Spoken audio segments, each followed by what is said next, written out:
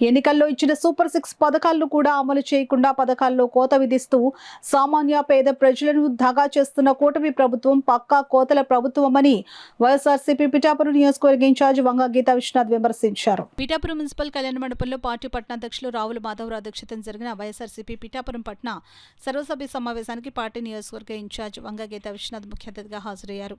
ముందుగా ఇటీవల నూతనంగా నియమించిన సభ్యులను, అనుబంధ విభాగాల సభ్యులను వంగ గీతా విశ్వనాథ్ అభినందించారు. అనంతరం ఈ సమావేశాన్ని ఉద్దేశించి పలువురు సూచనలు, సలహాలు అందించారు. ఈ సందర్భంగా వంగ గీతా విశ్వనాథ్ మాట్లాడుతూ 2029లో జగన్మోహన్ రెడ్డిని ముఖ్యమంత్రిగా చేసుకునేందుకు కార్యకర్తలంతా సమష్టిగా కృషి చేయాలని, పిఠాపురం నియోజకవర్గంలో మళ్లీ వైఎస్ఆర్సీపీ జెండా ఎగరవేయడం ఖాయమని ఆమె అన్నారు. అనంతరం వైఎస్ఆర్ కాంగ్రెస్ పార్టీ పిఠాపురం పట్టణాధ్యక్షులు రావుల మాధవరావు చేతుల మీదుగా వంగ గీతా విశ్వనాథ్ను ఘనంగా సత్కరించారు.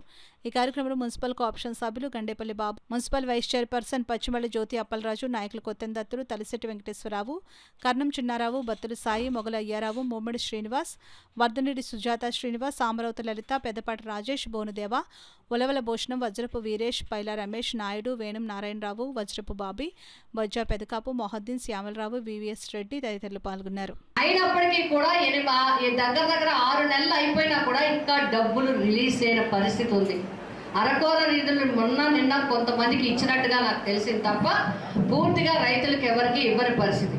అంతేకాకుండా రైతు భరోసా 20,000 ఇస్తామని చెప్పి ఇప్పటి వరకు ఇవ్వకపోగా, ఎప్పుడు కేంద్రం ఇచ్చే వాటాని కూడా ఇవ్వకుండా ఇప్పటి వరకు సంవత్సరం కాలం అయిపోయింది. అంటే ఈ సంవత్సర కాలంలో జగన్ గారు ఇచ్చిన పథకాలు, అది అప్పుడు అమ్మఒడి కావచ్చు, విద్యా దీవెన కావచ్చు, వసతి దీవెన కావచ్చు, ఇంటి కార్యక్రమం కావచ్చు, ఇళ్ళ పట్టా కావచ్చు, ఇళ్ళ స్థలం కావచ్చు, నేతన్న నేస్తం కావచ్చు, రైతు భరోసా కావచ్చు, లా నేస్తం కావచ్చు, టైలర్స్కి కావచ్చు, అన్ని కులాలు మతాలకి కూడా ఎవరు పేదవాళ్ళు ఉన్నారో ప్రతి ఒక్కరికి పథకాలు ఇచ్చారు. మహిళలకి ముఖ్యంగా వాళ్ళు తీర్చాల్సిన బాకీ కూడా తీర్చారు.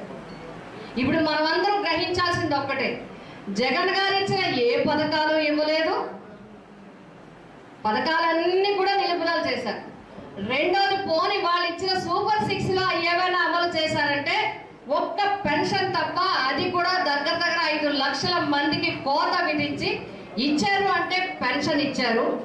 2వ సంవత్సరంలో తల్లికి వందనం కోత విధించి ఇచ్చారు. ప్రజలు మాట్లాడలేరు, ప్రజలు ముందుకు రాలేరు, ప్రజలు బయటకు వచ్చి అడగలేరు. వాళ్ళ తరపున నిలబడుతుంది వైఎస్ఆర్సీపీ పార్టీ అని చెప్పి రాష్ట్ర వ్యాప్తంగా